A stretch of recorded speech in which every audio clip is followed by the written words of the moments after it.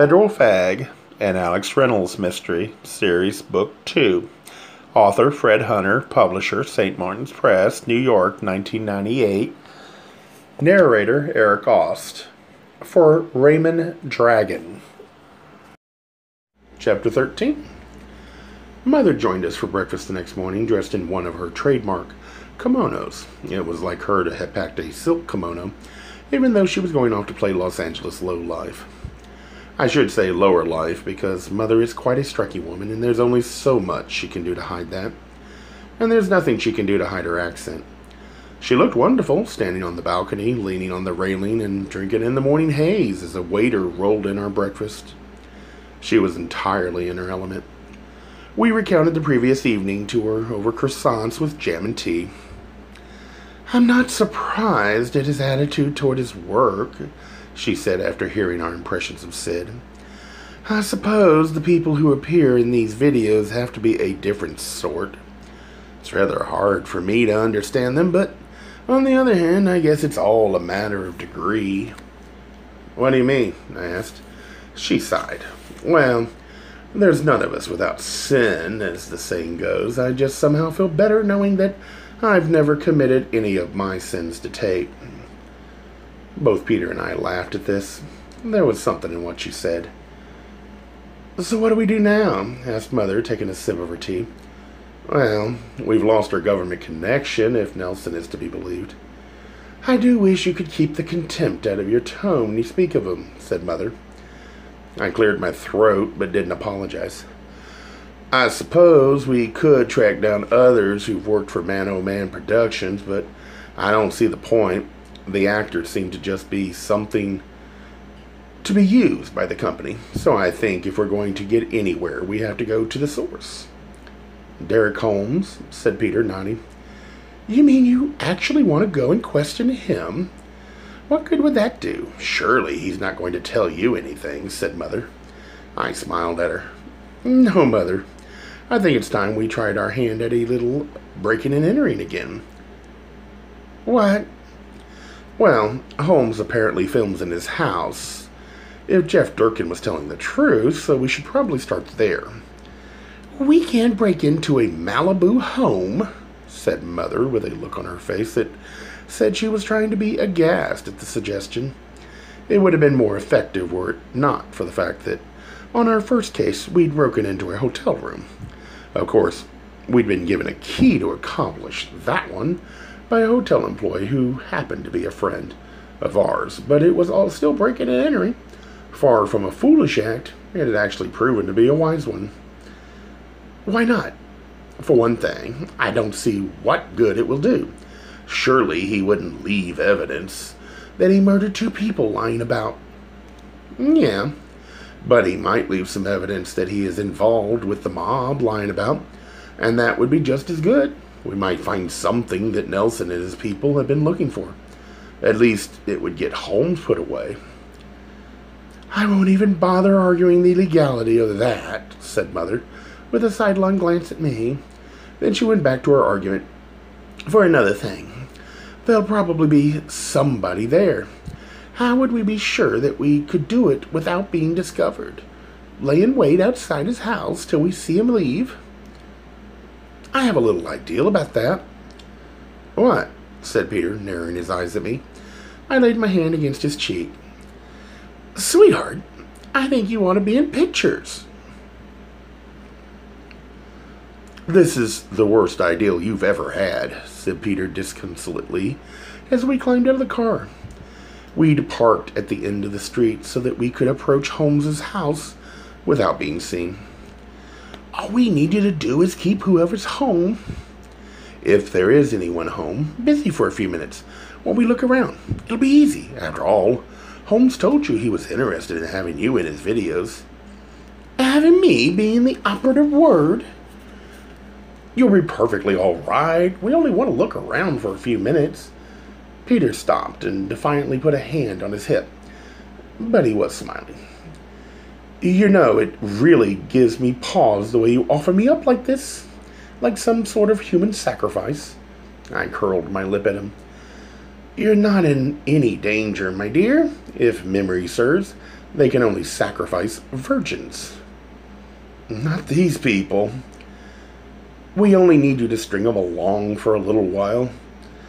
I must say, you have a pretty cavalier attitude toward dangling me like a piece of meat in front of a hungry wolf. Remember what happened to Patrick Gleason when he played at auditioning for this guy? Before he knew it, he'd made a video. Just don't put anything up your nose. Or any other orifice for that matter.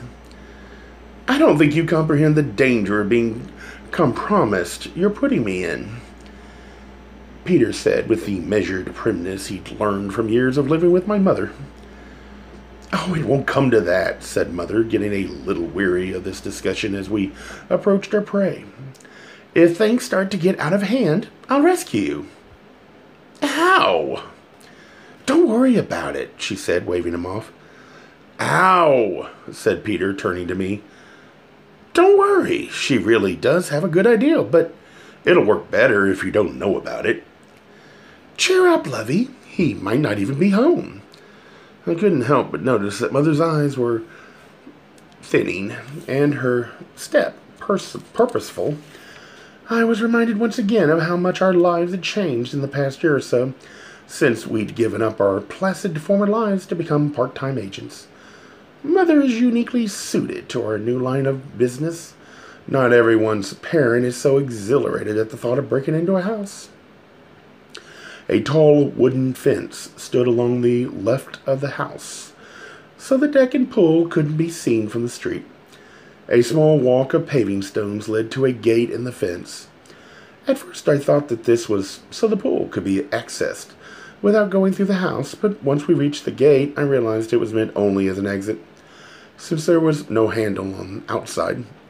Mother and I ducked into a recess between the gate and the house, while Peter went to the front door. He rang the bell and waited while we listened. After a moment, the door opened. We couldn't see Holmes, but I recognized his voice. His tone was devoid of surprise at Peter's arrival, as if it were inevitable that anyone in whom Holmes expressed an interest would be drawn back to him. It gave me chills. Peter mumbled something about how he'd thought it over and decided he'd like to do some videos. At least he thought he would. Holmes stepped just partially into view, put a hand on Peter's shoulder, and guided him into the house. The door closed behind them. Let's go, I said quietly. Mother pulled a nail file out of her bag and slid it between slats in the gate. She got the latch on the opposite side, pushed the file up, and gently pulled the gate open. Once again, I found it disarming that she was so adept at this sort of thing. Thank God you're on our side, I whispered. She flashed a smile over her shoulder, then opened the gate a crack and peeked in to make sure none of Holmes's entourage was lolling by the pool. She signaled me that the coast was clear. We stepped through the gate, and I closed it quietly behind us. Once inside, she straightened up at the sight of the deck and pool and said, "Cool, this is lovely. We're not sightseeing, Mother, but it is. I could just see myself sitting over there on that deck chair of an afternoon. Of course, I'd have to find a houseboy to bring me Mai Tais. I think the house comes with one. Now, will you focus? We've got to get on it." Fortunately, the living room through which Peter and I had entered for the party faced the ocean, so we were relatively safe for the moment. French doors stood open immediately to our right, and we edged quietly toward them, keeping close to the house, Mother leading the way. Once again, she peeked around the corner, then waved over her shoulder for me to follow her in. We found ourselves in a huge bedroom. A large square mirror hung in a frame on the wall, directly across from the French doors, and I was momentarily startled by my own reflection as I came in. The walls were a muted tan. The carpet felt expensive. A small desk stood under a window to the right of the French doors. There was a long, low, six-drawer dresser along the wall, facing the bed, and matching nightstands on either side of the bed. The bed itself was king-sized, but the room was more than big enough to accommodate it without looking cramped. The most startling thing in the room was a video camera mounted on a tripod, which stood in one corner. I grimaced when I saw it. It immediately came to mind that the sleazy Mr. Holmes probably enjoyed making movies in his own bed. Then again, a lot of people like to work in bed. The door leading to the interior of the house was open, and we could hear Holmes and Peter talking. The living room was separated from the bedroom, but we could still hear their conversation, even though they were speaking in normal tones. A normal tone for Holmes was that same low, coaxing voice that he'd used on us at the party. Holmes was conducting a sort of interview, asking Peter in the friendliest way possible about his sexual background, whether he slept with both men or women, how much he enjoyed it, which he enjoyed more, and several other questions so personal that I wouldn't have discussed them with my proctologist. Peter was delivering his answers with just the right combination of embarrassment and false bravado. We listened for a moment to try to make sure there was nobody else around. Then Mother said, "You take the dresser. I'll take the desk." She started for the desk, but I grabbed her by the elbow and said as forcefully as I could, while still remaining quiet, "Oh, no you don't. The last time we searched a room, I ended up rifling through someone's unmentionables. You take the dresser this time." Mother smiled at me cryptically, said, "Very well," and handed for the dresser.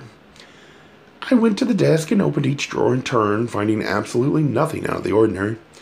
I don't know what I expected. Actually, neither Mother nor I knew exactly what we were looking for, but that didn't mean we shouldn't look. But I expected something less mundane than cheap envelopes and paper clips. The desk was filled with the innocuous things you'd expect to find at anybody's office, not so much as a dirty picture.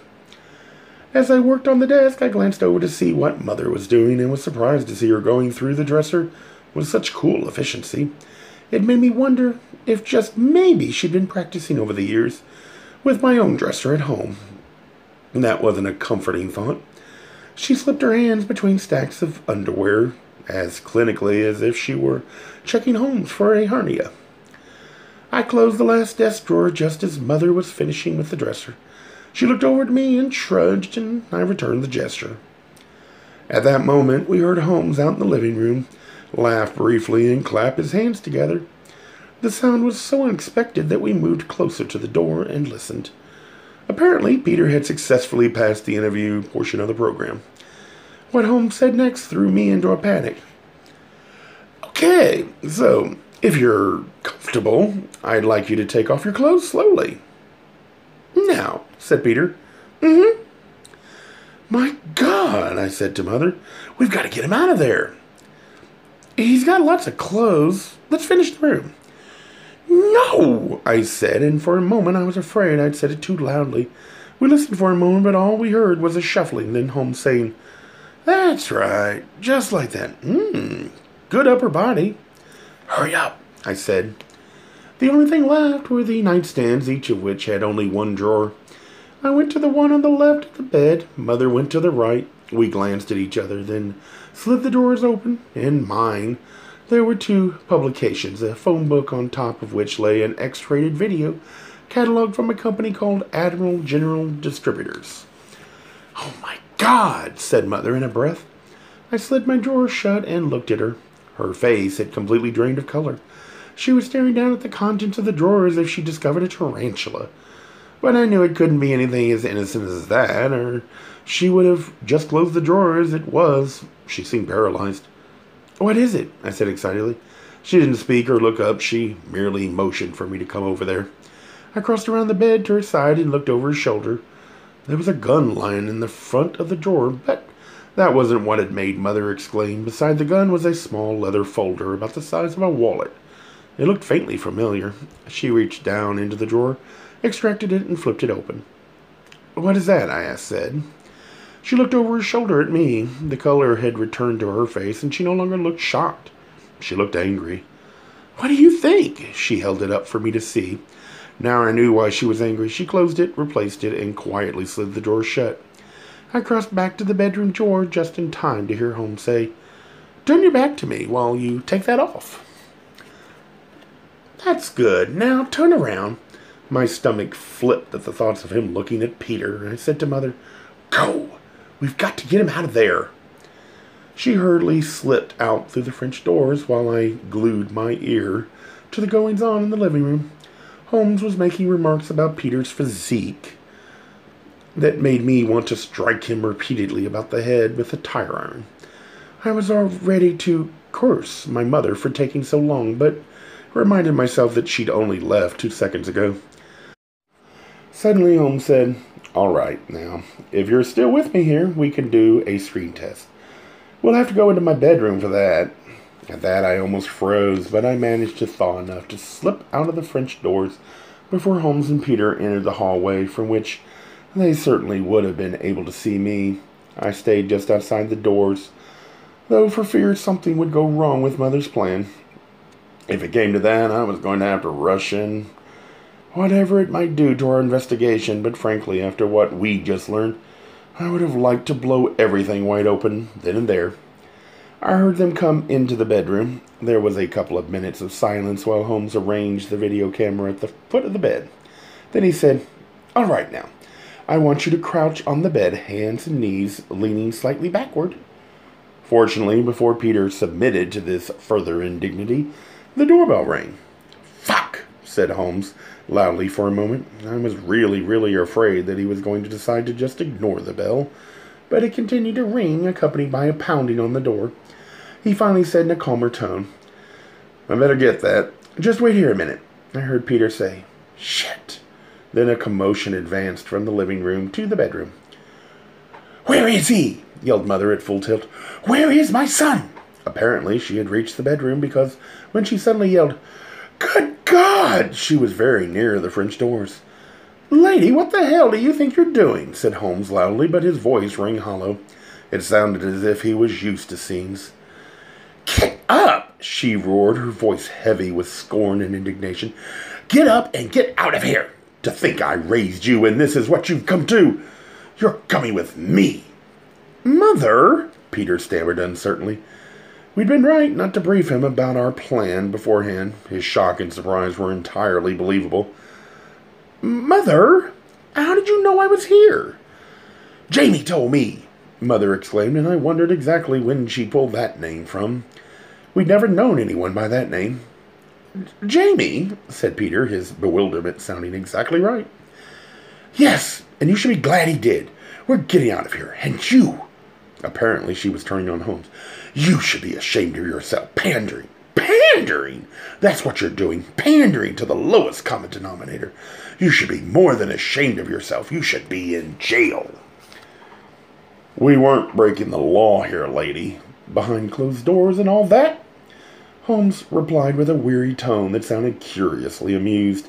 Mother made a snarling noise and then said, "Let's get out of here, young man, and if you ever come back, I'll let your father know about it, and then see what happens to you." Their voices had faded away as she'd said this, and I took it to mean that they were on their way out of the house. I beat a hasty retreat through the gate, closing it as quietly as I could, and up the street. I got in the car and watched as Mother pulled Peter down the street by his ear, presumably keeping in character in case they were watched as they left. Peter had managed to slip on his shorts, but nothing else. He clutched the remainder of his clothing over his crotch. When they reached the car, Mother opened the door and shoved Peter in. Climbing in after him, she started the motor and did a 3-point turn so that we could leave without driving past Holmes' house.